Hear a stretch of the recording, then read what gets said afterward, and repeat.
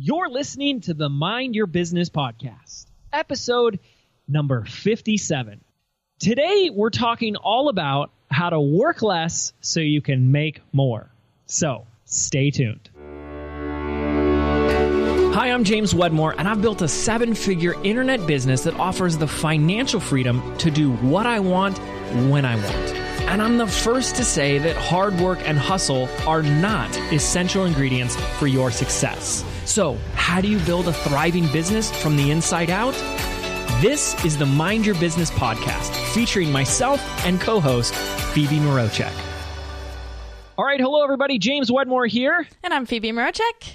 And welcome to another episode of the Mind Your Business podcast. Thank you so much for joining us. Happy to have you here, and we're really excited about today's episode because it's coming at a good time, isn't it? Totally. I'm excited just to get back into recording. It's been a while. We've had about 3 weeks each of a lot of stuff going on. Do you want to go first? I want to hear a little bit about what you've been up to over the past couple weeks. Well, just got back from my honeymoon. Woo. So, yay. So Chelsea and I were we went to New York for a couple days. We did that simply because, we love New York. We got engaged in New York, but we didn't want to do the whole trip to Europe, back to back. That's just brutal. So we stayed in New York for a couple days, and then we went to London for a week, and London's awesome. I absolutely love London. Chelsea loves it even more. And then we went off to Croatia for about 3 weeks. Went island hopping and stayed on little beach resorts. Got to see where Game of Thrones is made. It was pretty amazing. I saw your Instagram stories about that, and I was like, amazing. I don't even watch the show, but it looked beautiful. Dun, dun, dun, dun. That's the theme song, Phoebe. I figured. I was hoping you weren't just singing on air. I mean, it was pretty cool. There was actual Game of Thrones tours that you could take where they show you, here is where, blah, blah, blah happens. And you're like, oh my gosh, it's right here. And apparently, by the way, FYI, spoiler alert, the newest Star Wars, which hasn't come out yet, I think it's the Rogue One or whatever that one is, was also filmed there. Is that called King's Landing? Or is that Game of Thrones? Yeah, it's called King's Landing in Game of Thrones. Oh, but right. One of the places we went to was Dubrovnik in Croatia. That's the spot of King's Landing. But apparently, they just filmed Star Wars. And so everywhere we went, there's all this merchandise for Game of Thrones. But next to every Game of Thrones shop, they have Star Wars stuff. And we're like, I get it. It's Star Wars, but why Game of Thrones and Star Wars? And then finally we found out they just filmed there for the movie that hasn't even come out yet, apparently. So that was really exciting. But anyways, that was my honeymoon. That's exciting. Were you able to actually unplug or? Yes. Yeah? Oh, good. I was very much able to unplug, which I think will be, why I'm inspired to talk about unplugging on this episode today. So I hope you guys are excited to unplug with us. We'll recap the unplugging and to share the benefits of it. But yeah, there was a lot of unplugging being done. By the time we got to Dubrovnik, which was the last week of the trip, we'd done a lot of go traveling, which is normally the pace I like, where it's okay, we're going to rent a jet ski today. Tomorrow we're chartering a private boat, and then we're going to do this hike and that tour and all, it's go every day, right? So, you got to be able to keep up with my pace of vacationing, and Chelsea can. But then we got to Dubrovnik. There's this nice little beach club. And I was like, let's just rent the little cabana and do nothing. And that's what we did for 3 days straight, which is rare for me because normally there's a lot of relaxing at the beach in Laguna. So I don't really always feel a need to just do absolutely nothing for a few days. But I did, and it was amazing. Read a bunch of books and just relaxed. That was really good. Oh, that sounds amazing. That's where I was in Croatia and Dubrovnik last May for Awesomeness Fest. Oh, it was in Dubrovnik? Yeah, and that's why I knew about King's Landing, because we had the final party was in the castle. It's so cool, isn't it? It was amazing, yeah. It's this unbelievable walled city. And, literally, we rented a jet ski and, you go, it's just these huge walls right on the cliff, and you just go right up to it, and it's unbelievable. It literally feels like you're going back in time. Oh, so neat. So what have you been doing? I have also been traveling quite a bit. I had a good 2 weeks of full travel. I went to Burbank for 2 days, kind of back to back, to meet with my business coach. And then I went out to Atlanta for 6 days to go to a music festival and to kind of brainstorm a little bit with my best friend. And then I flew up to Toronto for the Archangel Summit, which was awesome. There were just so many inspiring people. And just to be in that room, it was a 1-day summit. And so I was there. I put a couple days on either end just because I know quite a few people in Toronto. And so I was there, just loved it, loved being in the room. Just the people there. I was sitting next to these two kids in their early 20s, and I've never seen two people more excited to be anywhere in my whole life. They were like just so excited. Seth Godin came on stage and I thought they were going to wet themselves. It was awesome. So just having them next to me was really cool. Just kind of got me more fired up. And now I'm back in San Francisco, and to be honest, I was just so pumped to be back and just to like be at home. I walked in the door and it just felt so nice to be home. So I've been enjoying San Francisco for the last couple days. What is the Archangel event? So it's put on by somebody named Giovanni. I can't remember his last name, but it's just speakers back to back. And all the money that from the ticket sales goes into an Archangel fund, which then funds different entrepreneurial projects. So, for example, Seth Godin was there, Gary Vee was there, JJ Virgin, Jada Selner spoke, Gretchen Rubin. I mean, it was just like a full lineup 1 day of just like back-to-back speakers and all talking about their stories and kind of, it was more of a motivational thing as opposed to a strategic like business conference or event. So you left the room at the end of the evening being just so fired up to be there and just to be alive and, to be in this space of people doing amazing things and changing the world. I love it. Well, speaking of that, today's episode is something Phoebe and I were both very inspired to talk about because we've both taken a little bit of a hiatus, in our own rights. Mine was a honeymoon and Phoebe just described hers. And we both are having the same experience of coming back more inspired, ignited, and passionate than before. I know most of you have had that experience in the past. And so what we wanted to do with this episode is talk about rest, play, relaxation. So for me, the goal of this episode is to convince you that working less will actually make you more money. Now, I like to make these bold claims that are very contradictory to society and what most people would say is just not true. You want to make more, you got to hustle, you got to work harder, you got to work longer. Success doesn't sleep. Right? And I like to question all of that. And so today we're going to talk to both the right brain and the left brain, definitely a lot of the left brain, with some ideas about how we can play more, how we can work less. So we've got a lot of ground to cover, a lot of great stuff.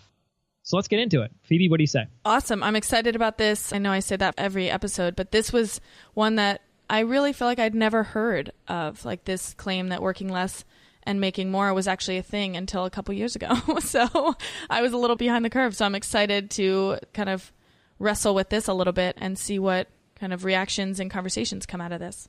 Well, the first thing I want to start with, some people, and maybe it's the person that you're sharing this with, like, right, someone gave you this episode, like, hey, you need to listen to this episode, right? It's like, you're going to want to fight me on this. There's going to be some controversy. There's going to be that like, oh, come on, BS, baloney, right? And is that what the kids say? That is what all the kids are saying. Oh, baloney. Baloney.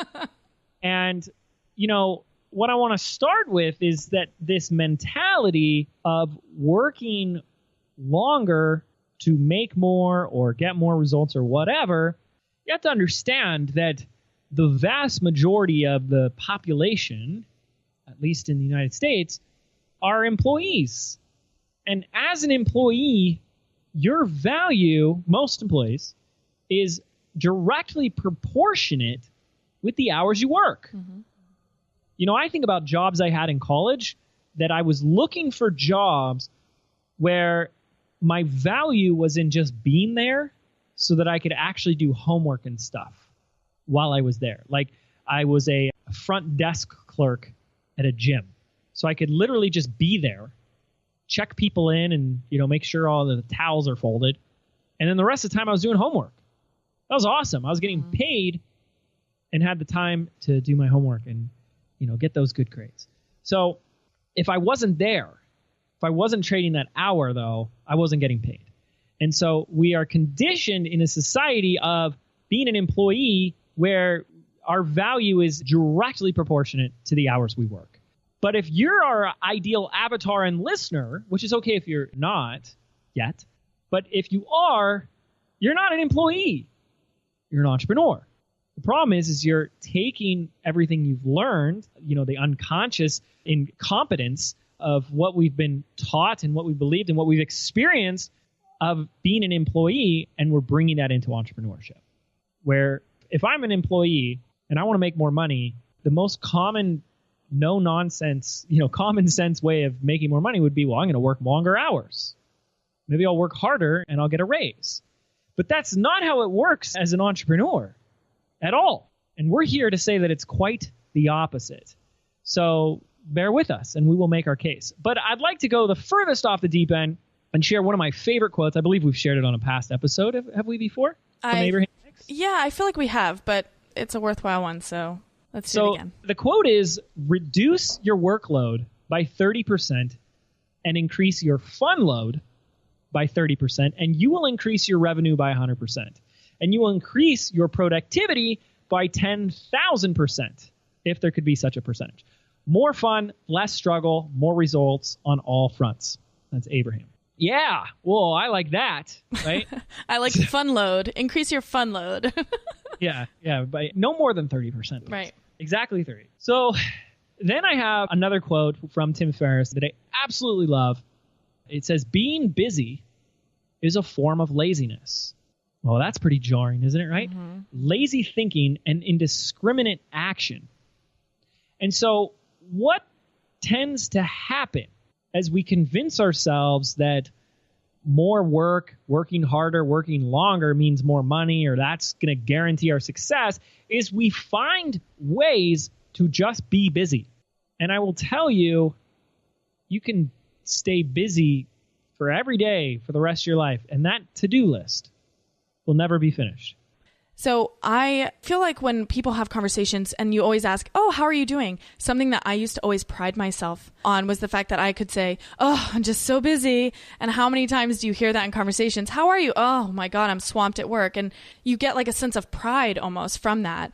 Or I used to. And now it's like, I was actually just having this conversation the other day with one of my friends. And I'm like, when someone asks how I am, I can't wait to, to be in this place that I've never been able to wait to right now when I can be like, oh man, I have so much free time. This is awesome. Or like, I'm having so much fun, as opposed to, that whole busy thing, the whole busyness. And so I love that Tim Ferriss quote, because I know at specific periods or points in my life, especially when I was living in Berlin, I just remember working 14 hours a day, being like, all right, more hours, more money, more hours, more money. And if only I had picked my head up and been like, why am I doing this? Because I'm not making any more money. I'm just driving myself crazy. And if your value is attached to the amount of hours you work, I can only imagine that a lot of us, and I'm guilty of it too, I used to be, the reason we would love to brag about how hard we work and how tired we are and how many hours we've been hustling is in some way to convince others of our value. Mm-hmm. And, I had a side note, I had a comment come in on Facebook because I posted something while I was on my honeymoon. I was like, I was on my honeymoon, but I wanted to share this. And someone was like, said something along the lines of like, you deserve, for all the hard work you do, you deserve a honeymoon. Go do your honeymoon. And I was like, it's so sad to me because we live in this idea that you have to deserve stuff, mm-hmm. that you have to work to sacrifice a certain amount of time in your life and that sweat equity before you can deserve happiness. Like, who doesn't deserve a honeymoon? Mm-hmm. That's where I go with that. You know what I mean? It's like, well, of course I deserve a honeymoon, but so does everybody. Anybody who wants to get married should have a honeymoon and they should deserve it. If you want to travel the world, why wouldn't you deserve it? Mm-hmm. Now, there are people that'll argue with that. That'll say like, no, you have to work to deserve it. No. Says who? And that's one of these beliefs that I have to put into question here as we go through this is like, when we're coming from that place of going around saying, oh, I've been so busy, I haven't even had time to blah, blah, blah. At a subconscious level, 9 times out of 10, I can't make too many assumptions here, but we're doing that because we believe that our value is attached to this work ethic and this I'm deserving and higher value because of all the time and the look at me, I deserve it, right? Mm-hmm. And we have to tell people that. We have to communicate that to people. I think that's BS. And here's another, so we got all this proof and examples and things to rewire the brains here. It's not your fault. This is kind of what we've been told our whole lives. Work hard. I've been taught it for my whole life. And so, one of the things that, I'm excited to share is I took a month-long honeymoon. There was a lot of downtime. There was a lot of relaxing. There was a lot of adventure.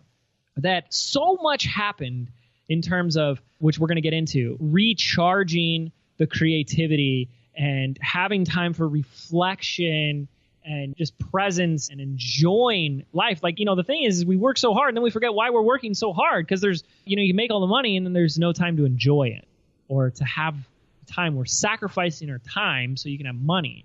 But if you don't have the time, how are you going to spend that money? And so here I was on my honeymoon and, we stopped doing everything like work-wise. I wasn't doing anything. While I was in the middle of the honeymoon, we were asked to do a promotion for Samcart. And I love Samcart. I'm they even said it in their promotion, like one of the earliest members of Samcart. Like we got it as soon as I heard they came out with Samcart like 2 years ago. And our entire business is on Samcart. Now we love it, right? And so I was more than happy and willing to promote, but I was like, okay, I want to make sure that I'm not really killing myself on my honeymoon. And, Chelsea and I talked it over. I said, it'll be fine. It's easy. Just write a couple emails. So we did the promotion and it went extremely well. And we were one of the top affiliates. It was actually number 2, the highest earner for this launch. And there were over 200 people, I believe, that promoted this. So it was wildly successful. And to put it into context, here was this last minute affiliate launch we decided to do while we've been taking this time to relax and enjoy our lives and travel and have fun and recharge. And this turned out to be one of the most successful promotions we've ever done. Like least amount of work and big impact. It was so fun in the process too, because I wasn't doing any other work. Mm-hmm. Right. So I got to just work on this for a couple hours and then go back to like laying out on the beach chair and on the sand and, doing a tour or an excursion. It just worked so beautifully well. And so now more than ever, I'm coming to you advocating that rest, relaxation, recharging needs to be a part of your routine. It needs to be a part of your schedule, a part of your life. And so I have some more examples for you, but then in a moment, we're going to talk about what's getting in the way of that for you. Because some of you are saying, well, that sounds nice, James, but we'll get to those buts in a moment, okay? But we want to talk about some studies we found about productivity and work. Phoebe, do you want to talk about these? Yeah, so the University of Melbourne they stated that working more than 3 days or 25 hours per week is bad for cognitive function. I love that. And then the Scrum book, we've talked about it on a few different podcasts, but it's Scrum by Jeff Sutherland, I believe. And he talks about the value of having a 36-hour work week, and anything over that results in a lack of productivity. And one thing that I did want to mention, James, in my 3 weeks is that I found I became so much more efficient, which is obviously what we're talking about here, but I became so much more efficient when it came to my instructions for my VA, Princess, who I mentioned quite a few times on the podcast. But I just became really clear because I knew, for example, if I was going to get on a flight, I was like, oh, I'm not going to have Wi-Fi. So, in some cases I did, but mostly I was like, I'm going to turn off for the flight. So I need to make sure that this email is very clear and concise, and she knows what to do to kind of move the ball down the field. And when we looked at like the work that I did in 3 weeks, yeah, I was writing a couple emails, I was engaging in the Facebook group, but there were a lot of times when I was completely gone, but nobody knew because I had already scheduled things with her, and we had a calendar that was really detailed out what I expected, and, just walked her through the process. And I informed her, I was like, I'm not going to be available during these hours. I'm going to be off in Toronto at an event all day, so I'm not going to be reachable. And I think that it strengthened our partnership. It helped me communicate better to her. And I think she felt empowered that now she was taking on, the entire 3 weeks worth of content. And so I loved it. I think that, as I said, it strengthened, our working relationship for sure. So, what we have happening here is this society standard of the 40-hour work week that who knows how long this has been in existence for, the 9 to 5, 5 days a week as being the standard. And then here are these studies that are coming out that are proving that productivity and effectiveness decreases over time. That there is such thing as, too much of a good thing. So what is happening here is things like decision fatigue or, a decrease in creativity, a decrease in innovation and new ideas, and mistakes begin to increase. And I remember first reading this in Art of Doing Twice the Work in Half the Time, the book on Scrum by Jeff Sutherland, which is a fantastic book. We've recommended before. I recommend it now. And it talks all about this, that after 36 hours of working, our productivity, our effectiveness begins to go down because of all these things that are coming up, like mistakes and stuff like that. And so why are we sharing this? It's because when you look at the 40-hour work week and you look at the person that is a go-getter, an action taker, they want to get ahead, they want to do more. And this was me, by the way. The natural, conclusion is, well, I'll work 50 hours a week or I'll work 60 hours a week, right? That I know that's how I'm going to get ahead. That's how I'm going to make more or get more results is work longer. And these results are saying, no, it's to actually work less. And so that's why we're here talking about this, because I want to invite you to have more of that play in your life. And we'll get into how to do that more in a second. But we talked about this thing, less is more. This is a mantra for myself. Feel free to use it. I want to share it with you. But I want to give an example of this in action. One of my previous coaching clients that came to me, her name is Hillary Rushford, came to me extremely burnt out, working like 12-hour days. You could just tell in the way she talked, in describing her day and her life, how busy and burnt out she was. And the conundrum that she was really faced with was this conclusion, this observation of how much money she had done well financially. She had earned money. That's impressive. But what she was struggling with was, how do I make more of that money? Am I going to have to, or even just sustain that? Right? She's saying, how do I keep this going, or let alone increase this, when I can't keep working at this pace? When I can't keep, working myself to the bone at this pace?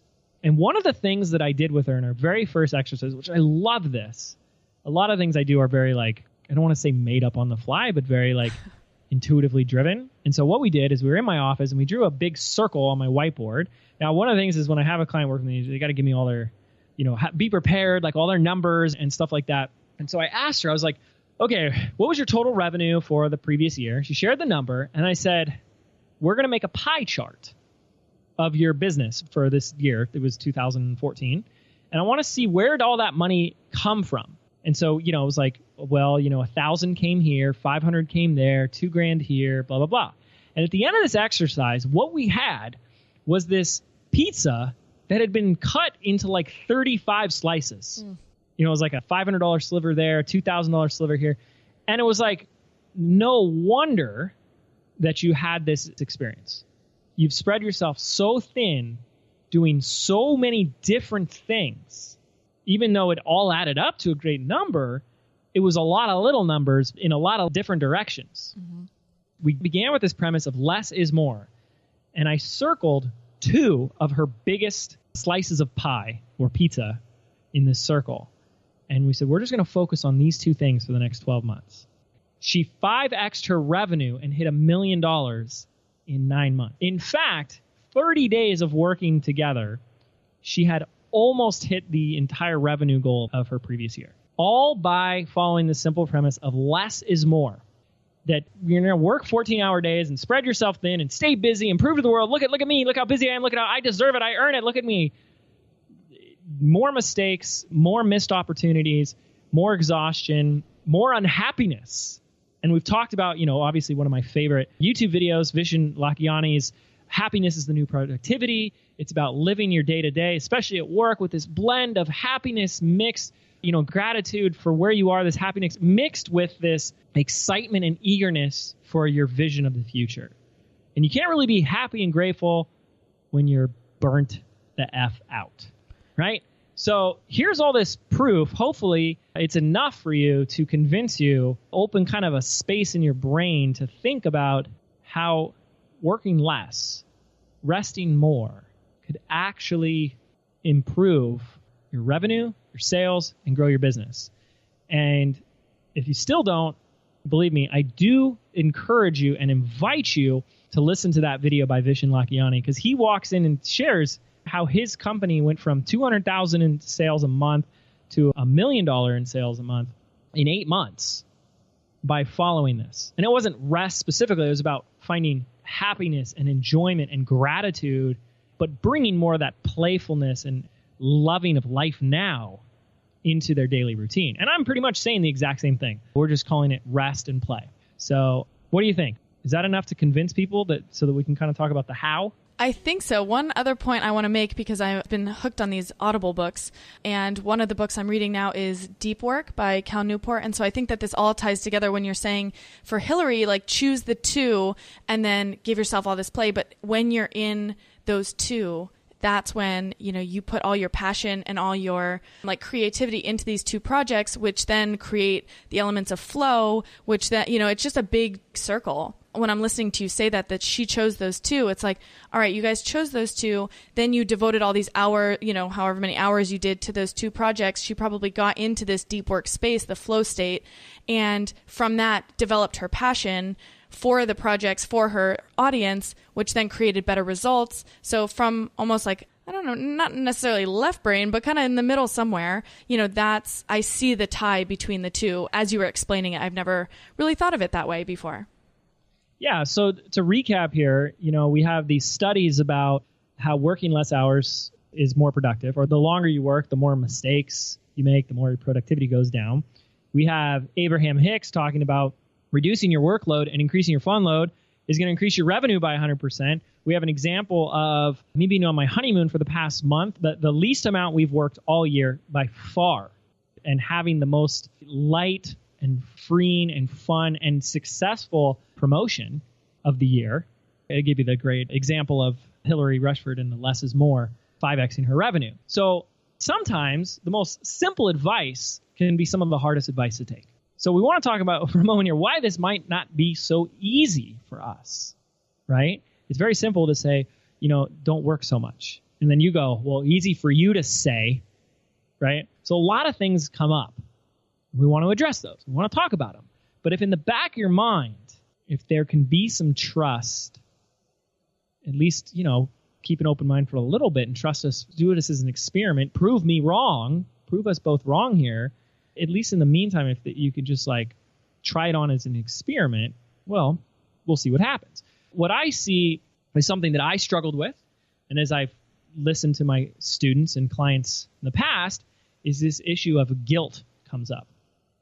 That there is this true sense or feeling of guilt when we're not working. Mm-hmm. And I believe it comes back to that attachment to work having to do with our value as a human being.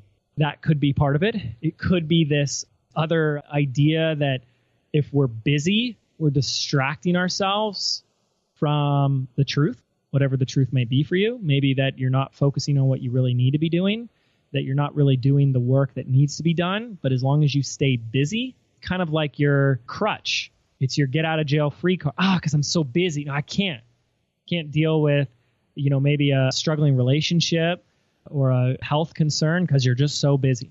Again, I told you this would get a little in your face, right? So for a lot of people, not working, being still, resting and relaxing is not an easy thing. And one reason might be feeling guilty. So there's so many things we could tackle here. two things I want to bring up with the guilt. First, there's another great video you can find on YouTube. We'll put that in the show notes, called The Biggest Disease Affecting Humanity, I'm Not Enough, by Marissa Peer. And this is a presentation from A-Fest, Awesomeness Fest. I was there for that one.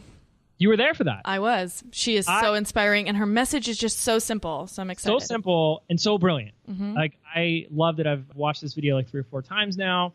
So, you can explain more about this, Phoebe. The basic premise is that, a lot of the actions we take, a lot of what we do stems from this belief that we picked up at a very young age for most of us, that we're not enough, in seeking out approval from parents and authority figures and experiencing the separation of, connection and love. We make up these stories and meanings and beliefs that we're not enough. And then we go throughout our lives trying to prove to the world that we are enough. And so I believe that if we feel guilty for resting, guilty for relaxing, guilty for going on vacation or taking time off, it's very easy and clear for me to see today that that's because we do not believe that we are enough, that we are not worthy or deserving of those things. And it's just simply not true. And so I recommend watching this video because it's a simple remedy. It's just to create the affirmation in your life of I am enough. So that's one way of looking at it. The other way of tackling this guilt of relaxing is to come to the logical, rational explanation that hopefully you guys have already started to come to, which is that the very act of not working is a part of working. So if you wanted to get in shape, fitness-wise, right? Let's say you want to lose 10 pounds.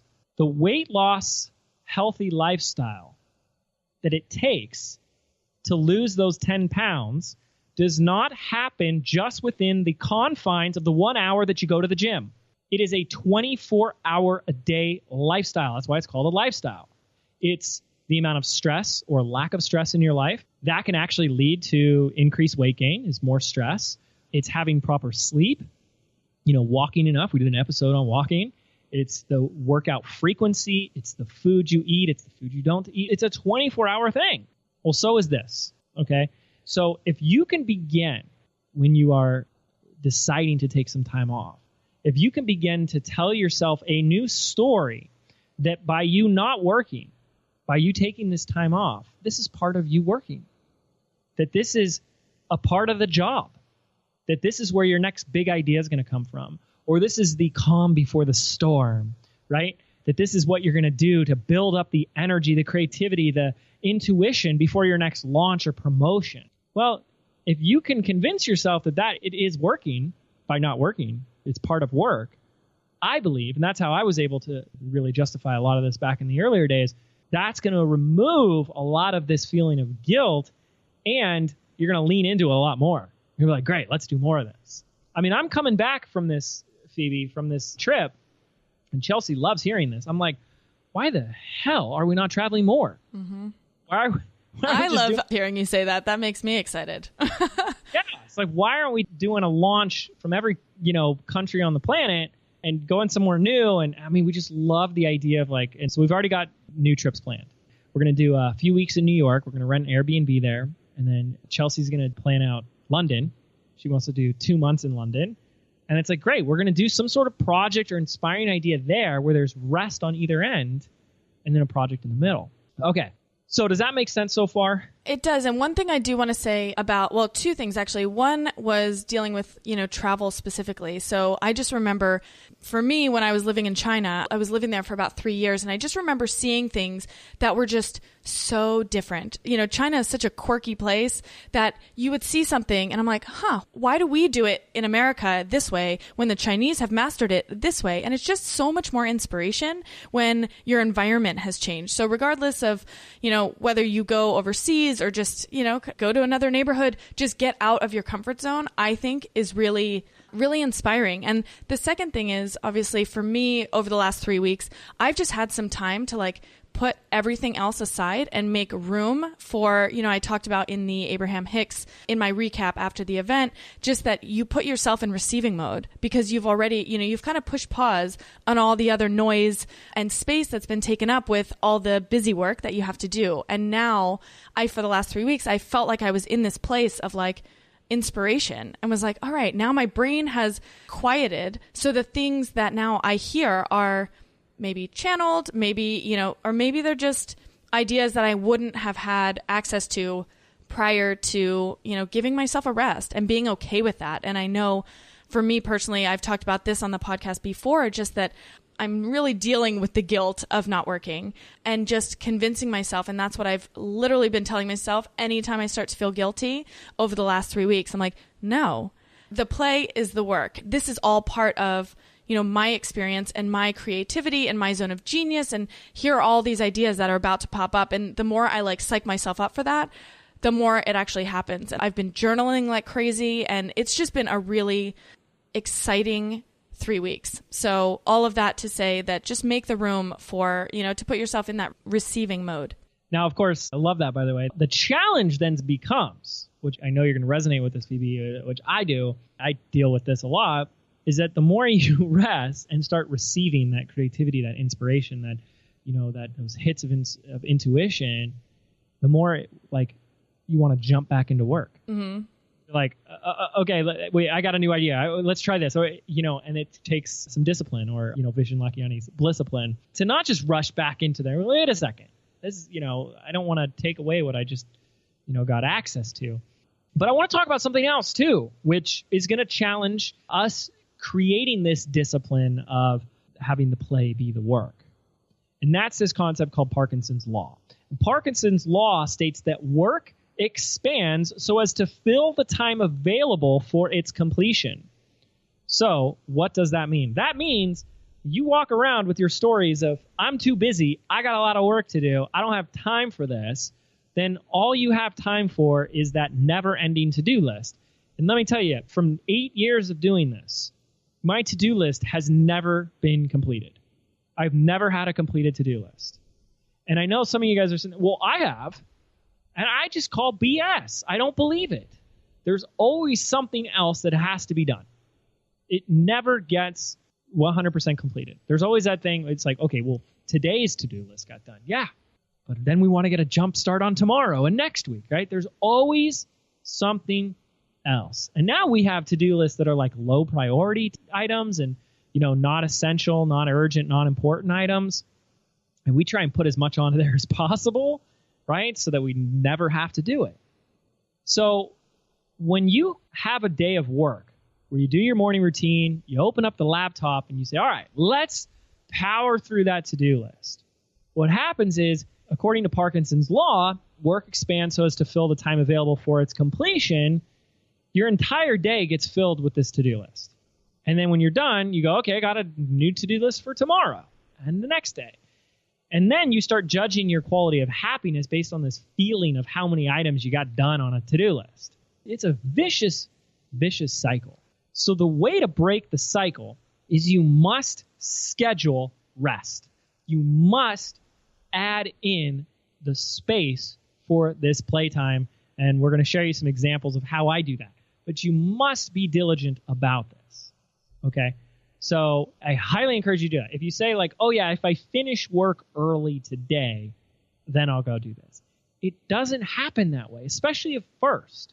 You have to be able to say, no, from noon to 2, I'm doing this thing. I just remember when I was living in Berlin, we had in this apartment, for some reason in my head, I was like, all right, well, I had convinced myself that I was a night person because I would, I'd work, I'd be busy all day. And then in my head, I was like, it is unacceptable for me to work past 2 a.m. And so I would be working from like 11 o'clock when my boyfriend at the time would go to sleep. And I was like, 11 o'clock to 2 a.m. were like my most productive hours. I would get more done in those 3 hours than I would get done in the entire day. Because in my head, I was like, well, it's just unacceptable. I can't work past 2 a.m. because I have to get up at 8. So why would I work past that. And so, I said I had convinced myself I was a night person. I was like, wait a second. And I remember exactly where I was when I had this thought. I was like, maybe I'm not a night person. Maybe I've just those 3 hours, because I've given myself a hard deadline. I never went past 2 a.m. and I would just like close my computer at 2 a.m. even if I was working on something. But it was just that I had really given myself that time, that specific time, to get everything that I needed to get done in that specific time. It was pretty funny. Totally makes sense. Mm-hmm. Okay. So, some of the things that we do, or I do, is that when we put a launch in the calendar, so here we are scheduling work, like here's a promotion, here's a launch, which usually takes more time and effort and energy from us. I intentionally schedule some sort of retreat, vacation, or staycation on both ends of the launch. After we know our launches, I will intentionally go and do that for both. Okay, so before a launch, this is like resting and planning. It's like, okay, I'm going to, do 2 or 3 days at a hotel, and we're going to kind of map out some of the ideas, write down some, the creative fun stuff, the stuff that doesn't drain you. That you could do at any time. Like, is it really work to go sit out on the beach right now with a notepad or a journal and start writing down creative ideas for your next promotion? Is that work? Really? I mean, isn't this what we've been wanting to do? Is stuff like that? The work that's draining us, that I'm talking about doing less of, is that stuff that's burning you out and gets you frustrated. Okay? So we do that, and then we absolutely always have some sort of respite, vacation, mini, staycation after the launch is finished. So this is so important, because that's when we get to rest and celebrate our success. So a great app that I absolutely love is Hotels Tonight. Have you used Hotels Tonight before? No, I use booking.com. Okay, so I'm not an expert on all these travel hacks or anything, but I've used Hotels Tonight for a while. Great deals on hotels over the next, tonight or tomorrow. So it's basically deals just for tonight and the next day. So it's really cool. Every once in a while, we just check the app in Laguna, because it's a great tourist vacation spot anyways. And there will be some unbelievable deals for hotels in our town. And since we kind of know the rates, we know the places, we know when it's a really good deal, and we'll be like, oh yeah, let's stay in a hotel tonight. And it's awesome. You can do 2 or 3 nights there. So we do that. Another thing that I do, I try to get massages as much as possible. So we have a place locally in town, but I think it's a chain. I don't know if it's a national chain, called Hand and Stone. It's a similar business model as Massage Envy, but I'm not a big fan of Massage Envy, where you pay monthly and you get a massage every month. And so I love to look for things like this, because it kind of holds me accountable. If I'm paying every month, I should get that, I should make sure I book that. But what I do is I try to do 2 massages a month. I always book the next one while I'm there. So it really holds me accountable, because the thing about massages is it comes back to this deserving thing where, you could do this as a social experiment. I don't know if people have ever done this before, but maybe we should look into this. But it's fascinating. I give gifts as massages all the time, like gift certificates. I think it's a great gift to give someone, because people never get themselves massages. Mm-hmm. The average person just never does. And even when you give the gift certificate of it, people rarely use it. So when I give it now, I make a rule. And sometimes I'll kind of make a lie or something. I'll be like, well, you got to use it by Friday, though. So schedule it right now. Or I'll schedule it with them, because otherwise they never use it, because people they feel guilty even taking a massage. So I try to, create some structure where I book the next one while I'm there getting the first one. So it's just kind of always in the calendar. Again, because Parkinson's law, if we don't put it in the calendar, if we don't structure it, work is just going to, I don't have time. Okay. Some other things you can look at, another idea is definitely creating your own hours for when you start and stop work. And so, and again, we could create more episodes on how to be more productive. But one of the best practices I've found is identifying the 1 to 2 activities that I need to do today and do those first. So today it was record some training videos and a podcast. So those are the 2 things I'm doing today. But then what I do is have it stop time for work. Just like Phoebe mentioned how she had a stop time for when she stops and goes to bed, I really do recommend having a stop time and being ruthlessly diligent about that. So no, I turn off I close that laptop at 5 o'clock no matter what, and practice that. Okay, you stay a little late, 5:30. Okay, but get better and better at it, because that's going to really help you control that container of time and help you be productive versus just hanging out on Facebook. right? So that's another thing. And then the last thing, I got to share my surfing because it always comes up that I surf just about every day. Now, the funny thing about surfing, which when I was thinking about notes for this episode, is that I don't surf when I have the time. I surf when the surf is good. And that's the thing about having hobbies and things in our life that are about play and enjoyment, is that I'm not putting that type of stuff on the back burner and doing it when there's time. I literally look either at the waves themselves or, like Surf Report daily, sometimes more than daily. And when the waves are good is when I go out. And so, when it comes to surfing, you'll have swells. So there are certain times of, small period of days randomly where all of a sudden there's a swell in town. The waves pick up. But then there are certain hours throughout the day, depending on time of the year, where the tide is better.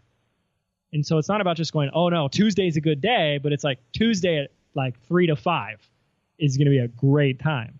That's when I go. Not, well, let me finish up work, and if there's time at the end of the day, I'll go surfing. It's the other way around, where I'm prioritizing my lifestyle and my hobbies and the things that I want to, enjoy.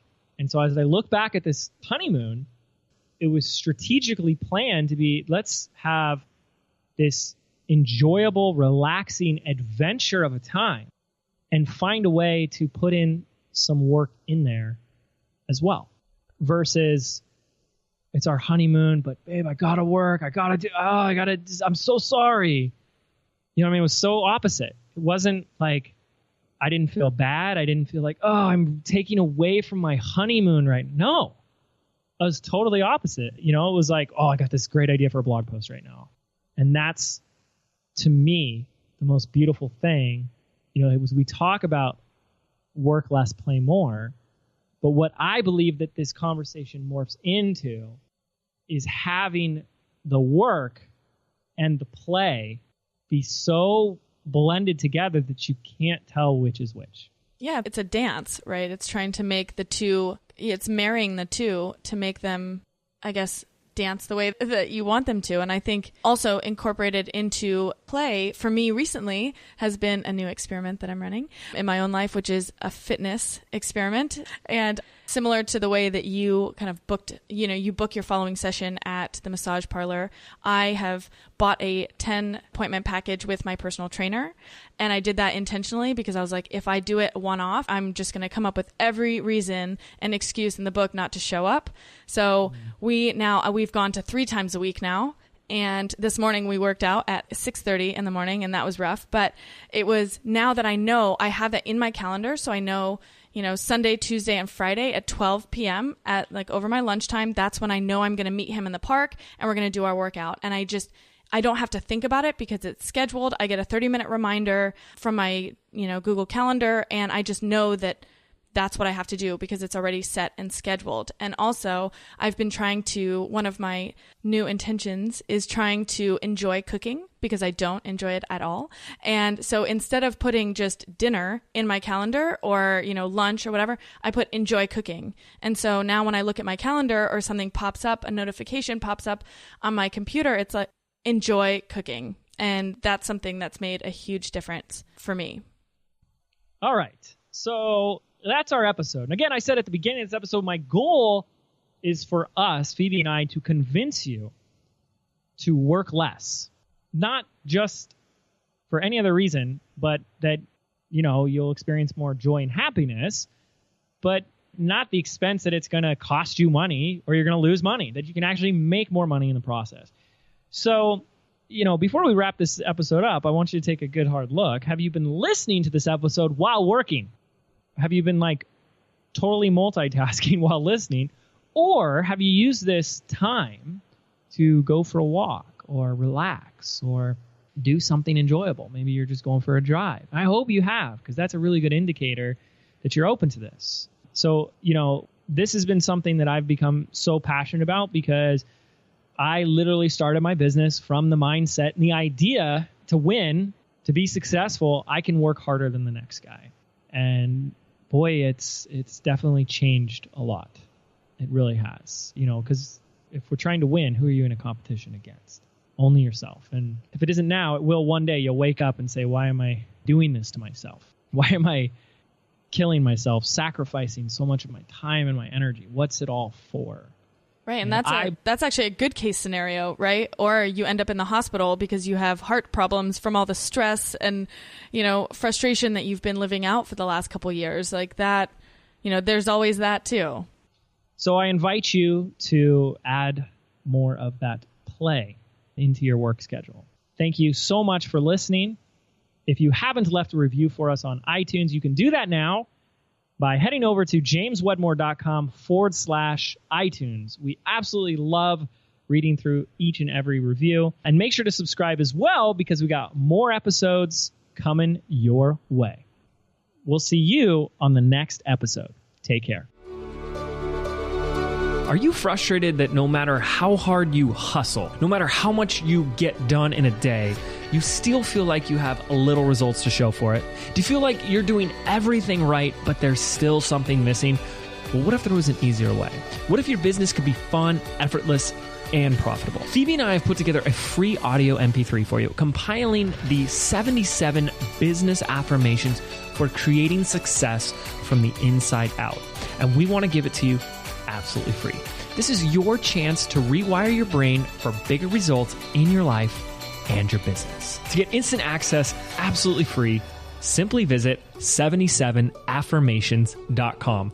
That's the number 77affirmations.com.